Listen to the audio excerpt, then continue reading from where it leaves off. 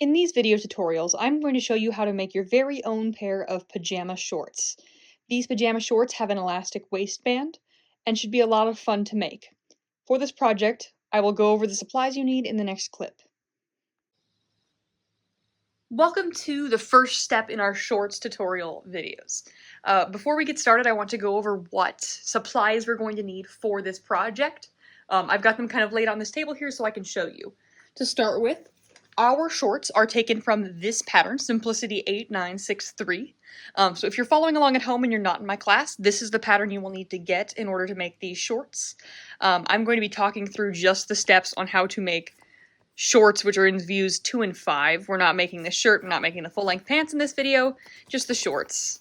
A little tip on reading commercial patterns. On the back of the pattern, there's a lot of seemingly overwhelming information, but it can be very useful to figure out exactly what we need. To start with, one thing you'll want to look at is there is a size chart in the back here, and in the next set of this video, I will show you how to figure out what size of shorts you'll want to make for yourself or for whoever you're making shorts for. But that information is coming from right here on this chart. It's the hip measurement size ranges along with what size you are. So you can see that there. I will also have this in class available for everybody. Additionally, the back of the pattern gives information on what kind of notions you'll need. So if you are making, for example, views 1, 2, 4, or 5, which we are making view 2 or 5, you're also going to need some elastic.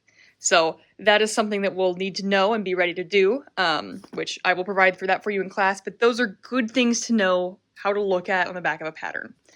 We can set this to the side for now because that is what its purpose was, just to show you what pattern we're using. These are the pattern pieces in class that you will be copying. You'll be making your own copies on brown paper so that there's enough for everybody to use them at the same time. In addition to pattern, we've also got some actual supplies that are sewing materials for this project. You're going to need fabric scissors, an 18-inch clear plastic ruler, thumbtacks, straight pins, a marking tool of some kind. I would recommend pencil or Fix-On pen or chalk, depending on what fabric you're going to use. Non-roll elastic to your waist measurement, depending on what your waist size is. You'll need more or less. This is 1 inch wide. And then 1.5 yards of quilting cotton fabric of your choosing. We've got some supplies and different fabrics you can choose from here in the lab, and we will do a sort of fabric shopping day. Actually, by the time you're watching this video, we probably will have done a fabric shopping day in the classroom, but you need to have that ready to go. And those are the main supplies. You'll also need an iron, which I'll be going over a step needing the iron next. But that is what you need in order to make a pair of pajama shorts of your very own.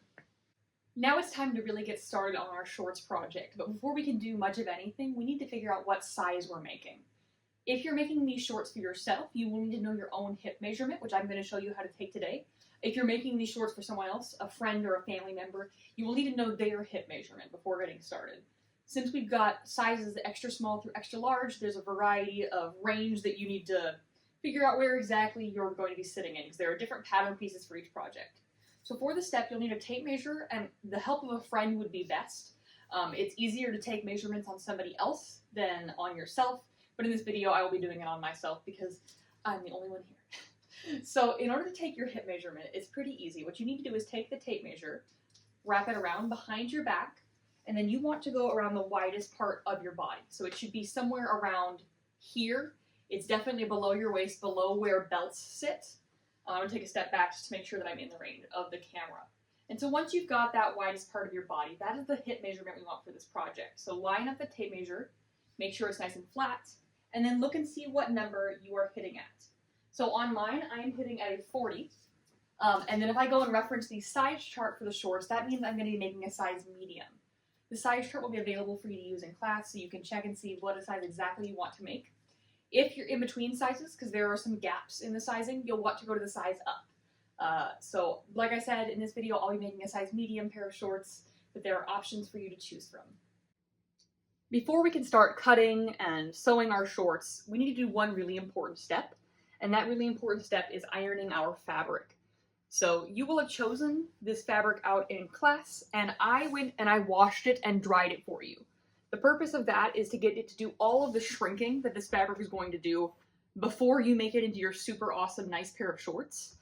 If we don't do this, what can happen is you've sewn your shorts, you've spent hours working on them, you love them, and then you put them in the washing machine for the first time, and the fabric pieces all shrink and shift and become strange shapes, and then all of a sudden your cool, fabulous shorts that you love no longer fit you. So you always want to pre-wash whatever fabric you're going to use before you start a sewing project, especially if it's for something that you're going to wash a lot. So any clothing, you want to pre-wash your fabric. So this one is pre-washed and dried. It's got a couple wrinkles in it, and even if it didn't, I would want to iron it before starting. Ironing it gets all of the threads in the fabric to sit exactly where you want them to sit, so that they're at their crispest and their most nice looking.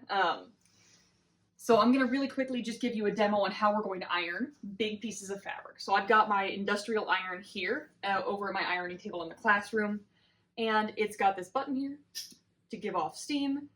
At this point in class, you definitely use the iron, but on a big piece of fabric, it's a little different. What we want to do is we want to go in long and consistent strokes parallel to the selvage edge, so to that finished edge that it was woven along. What this does is it's doing the resetting of the fabric and the threads along the grain line, like I mentioned. We don't want to just be like, I'm ironing. Because two reasons. One, if I was ironing, there's no guaranteeing that I ironed the whole thing. If I was ironing like that, I might have missed large portions of it. And then two, if you're ironing like that, you're not getting that crisp reset of the grain, of the woven threads that we're looking for in this project. And in every sewing project for clothing and other uses. This ironing will also do kind of final shrinking of the fabric. So if there's any shrink left in the fabric that is going to mess up your short size, this will take care of it. And once I've reached as far as I can go, my fabric's just a teeny bit wider than what I can iron on this table. I'm going to scoot it over and keep going. In class, we'll be taking turns doing this and copying our patterns. Since we've got kind of limited amounts of both things, we've got limited patterns and we've got limited amounts of ironing space. So we'll be taking turns taking care of this, but you'll want to make sure your fabric is really nice and ironed before you go to cut anything. See, I got a nice little fold there that I don't want. Okie dokie. And now that that part's done, I'm going to scoop the whole thing this way and keep on ironing. I am going to pause the video here. I'm just going to continue ironing in long parallel motions to the selvage edge, so I don't need to show you the whole me ironing a yard and a half of fabric, but that will be what I continue doing